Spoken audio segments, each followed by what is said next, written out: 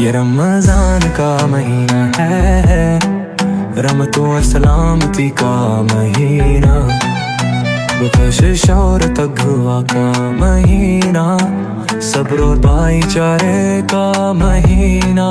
در حقیقت یہ اللہ کی طرف سے ایک تحفہ ہے، تو آئیے اس مہینے کو منائیں۔ ہاں یہ بولتے ہیں رمضان مبارک ہے، رمضان مبارک ہے، رمضان مبارک، رمضان مبارک۔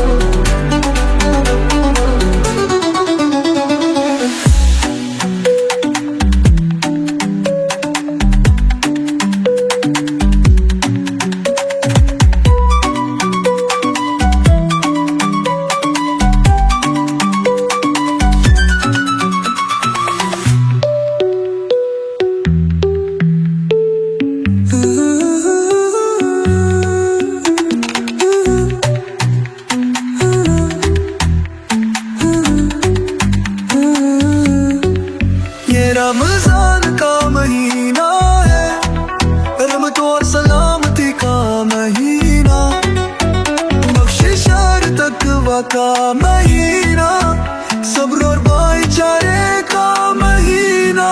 در حقیقت یہ اللہ تعالیٰ کی طرف سے ایک تحفہ ہے، تو ہاریے اس مہینے کو منائے۔